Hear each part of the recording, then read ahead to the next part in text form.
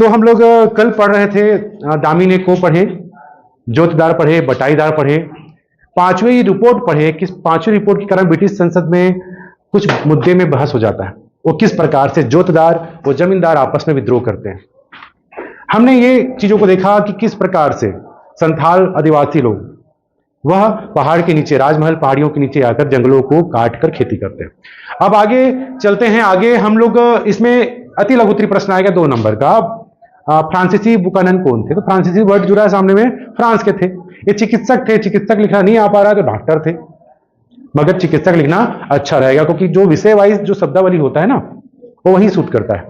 Maths में माना कि उत्तर, कारण, परिणाम, भूगोल में अलग हो जाता है, भौगोलिक परिदृश्य, इतिहास में ऐतिहासिक पृष्ठभूमि, हर विषय का शब्दावली अलग अलग होता है। तो यहां पर फ्रांसीसी बुकानन, आपको यहां पर फोटो दिखाई दे रहा है इनका, ये चिकित्सक थे। देख लीजिए, चिकित्सक थे। शरीर के अंदर की जो भी हड्डियां हैं, है ना, टूटा फ्रैक्चर हुआ उसके लिए। तो ठीक है। तो कलकत्ता के अपने प्रवास के दौरान उसने कलकत्ता में एक चिड़ियाघर की स्थापना की। फ्रांसीसी बुकानन चिकित्सक थे, बंगाल आए लॉर्ड वेलीजली के समय, उनके शल्य चिकित्सक थे। कब से कब रहा, कब से कब याद नहीं रह रहा है। तो कितने साल हुए? 6 इधर आया, 15 उधर गया, 15 6 कितना हो गया? 21 वर्ष भारत में रहे। बस सन याद नहीं होता। तो 21 वर्ष भारत में रहे, बाद में इंग्लैंड चले गए। ठीक है, ये आपको जानना है।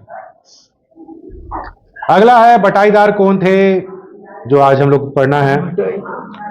बटाईदार, बटाईदार या बरगादार।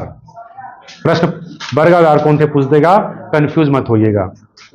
बरगादार जो थे वे किसान होते थे जो किसी दूसरे व्यक्ति की जमीन पर खेती करते हैं। अब गोपी मालिक है, जमींदार है। अब गोपी उस समय का जमींदार है, उसके खेत में जीत जो है खेती करता। तो जीत को अपना खुद का हल, फावड़ा, रापा, कुदारी लेके आएगा, सुबह से शाम खेती करेगा, फसल लगाएगा, फसल का जो उपज होगा कुछ रखेगा, कुछ जमींदार को दे देगा और जमींदार अंग्रेजों को देगा। बटाईदार मतलब एक मजदूर किसान जिसका खुद का जमीन नहीं है। कहां खेती कर रहा है? हाँ, जमींदार के खेत में कर रहा है। तो उस जमीन की मालिक को फसल का कुछ हिस्सा देते हैं। बटाईदारी एक कानूनी व्यवस्था है। ठीक है। बटाईदारों के बारे में कुछ और बातें बता रहे हैं यहां पर। बटाईदारों को भागदार भी कहा जाता है। भागदार कौन है? बटाईदार ही हैं। और बटाईदार के 3 नाम हो गए, बटाईदार, भागदार, बरगादार। कौन है? एक मजदूर किसान जिसका खुद का खेत नहीं है। कल्पना कीजिए, आपके गांव में भी ऐसा कोई मजदूर होगा जिसका खुद का खेत नहीं होगा, वो अधिया लेता होगा, खूटा लेता होगा, ना। और एक खेती करता है किसी बड़े जमींदार, मतलब किसी बड़े गोटिया के घर का खेत को। तो क्लियर हुआ, कानूनी व्यवस्था है कि नहीं? बटाईदार है तो तेज आवाज में बोलो है। बटाईदार के कितने नाम? 3 नाम। पहला नाम बरगादार, दूसरा और तीसरा कौन सा नाम है? भागदार। बटाईदारों का नाम राजस्व रिकॉर्ड में दर्ज नहीं होता था क्योंकि इसके नाम पर जमीन, तो इनके नाम पर जमीन होती थी क्या?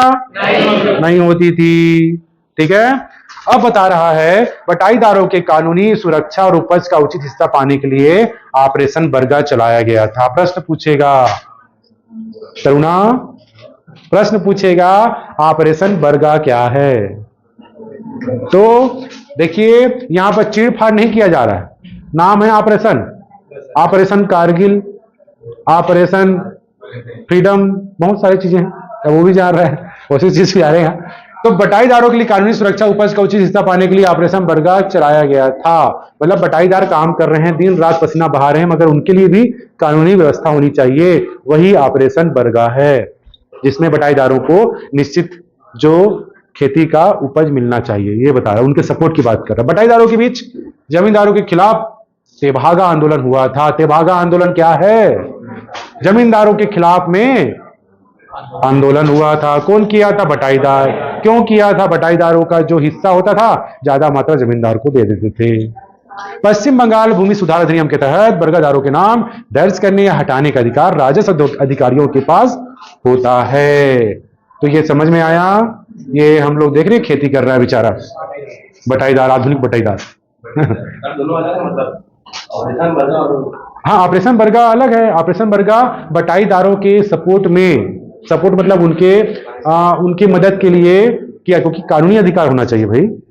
एक जमींदार है, 1 साल एक दूसरे बटाईदार से खेती करा रहा है, अब उससे उसका संबंध अच्छा नहीं हुआ, उसको हटा दिया, दूसरे बटाईदार को करा रहा है, उससे अच्छा नहीं, तो ऐसा ना हो, वो एक कानूनी अधिकार दे दिया गया कि बटाईदार वो कर रहा है, 5 साल करेगा, इतना देगा, 1/10 देगा, तो वो देगा, इस टाइप का देगा। रैयतवाड़ी बंदोबस्त किस प्रकार इस्तेमारी बंदोबस्त व्यवस्था से भिन्न था, स्पष्ट कीजिए।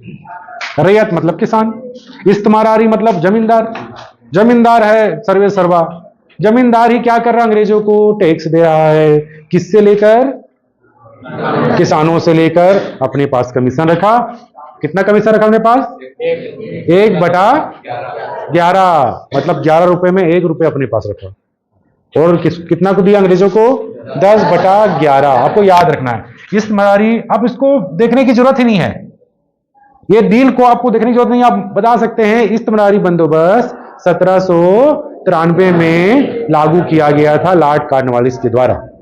इसमें जमींदार ही मुख्य राजस्व का संग्राहक था, किसानों से वह संग्रह करता था और अंग्रेजों को देता था। अंग्रेजों को कितना देता था, 10/11, 11 रुपए में 10 रुपए अंग्रेजों को, और किसानों को देता, मतलब अपने पास रखता था 1/11। आपको याद करना है 1/11, 11 जो है वो निश्चित राशि है, 11 रुपए टोटल आमदनी हुआ, 11 रुपए को कैसे बांटेगा अंग्रेजों को, 11 में 10 रुपए अंग्रेजों को देगा, 1 रुपए अपने पास रखेगा।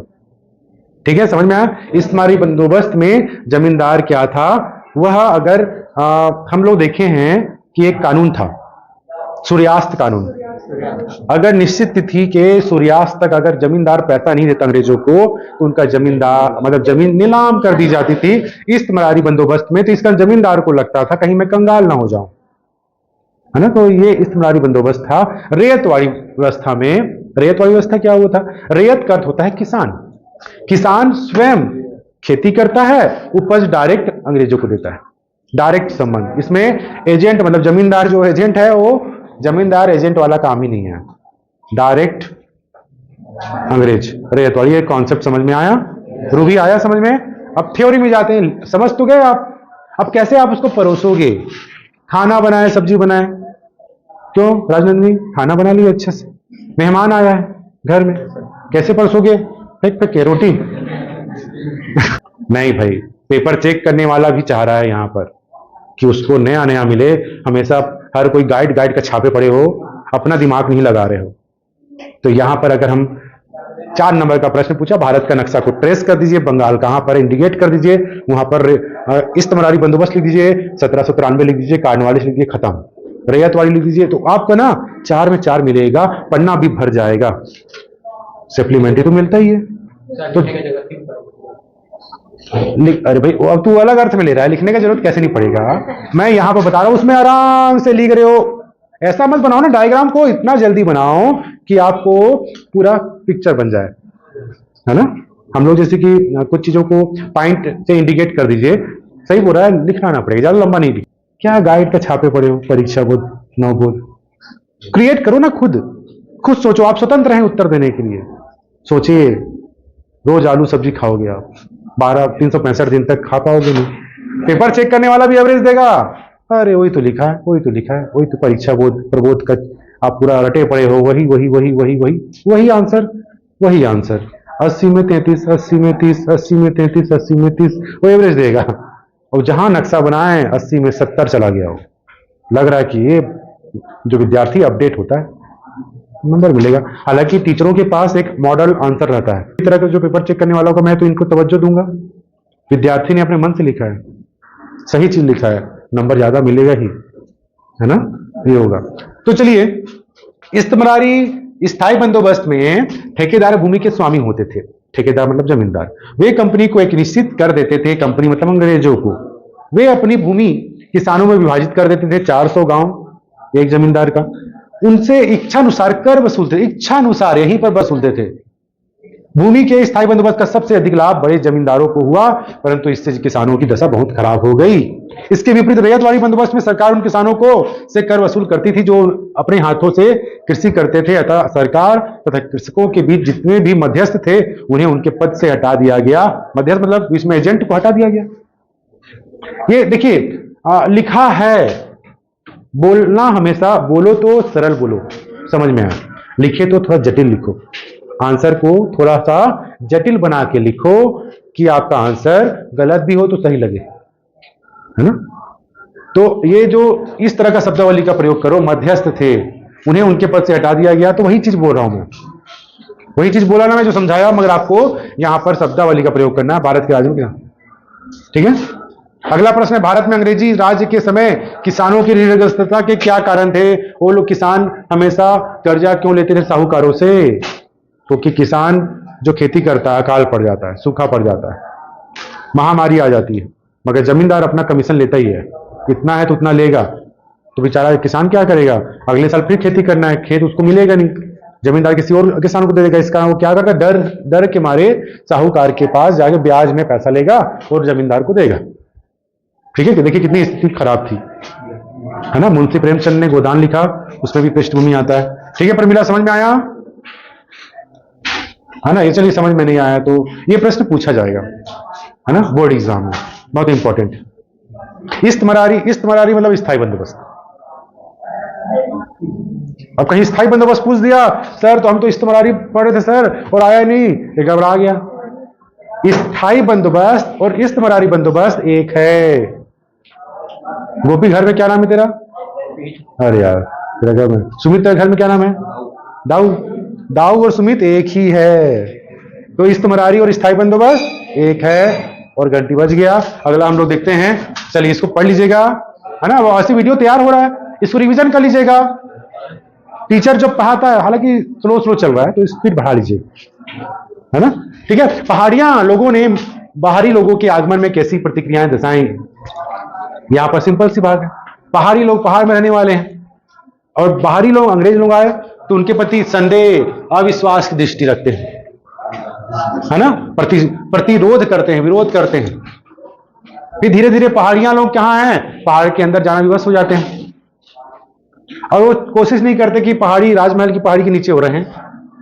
और अतः वो क्या करते थे, बेचारे जो बंजर प्रदेश थे भीतरी शुष्क भागों में सीमित हो गए थे, उनका रहन सहन जीवन या चर्या बहुत ही बुरा था। अगर बीमार पड़ गए तो अपना ही जड़ी बूटी से इलाज करते थे, नहीं तो, है ना, ये हो गए।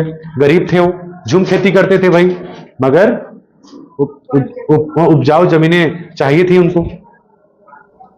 दामिनी को का भाग बन चुका था जमीन, पहाड़ी क्षेत्र राजमहल के नीचे वाला। पहाड़ियां लोग शिकार करना चाहते थे, शिकार करते थे, मगर उनके पास भी एक समस्या आ गया, कानून आ गया, है ना। तो ये पहाड़ियां मतलब आ रहा है संथाल। पहाड़ियां लोग कौन थे पूछ दिया प्रश्न, या प्रश्न पूछ दिया संथाल कौन थे, तो संथाल राजमहल की पहाड़ियों में रहने वाले आदिवासी थे जो पहाड़ के घने जंगलों में रहते थे, मगर अंग्रेजों ने उनको राजी करवा दिया पहाड़ के नीचे स्थानों में खेती करने के लिए। आ जाओ खेती करो। 1/10 सफाई करना था, 10 भाग दिया।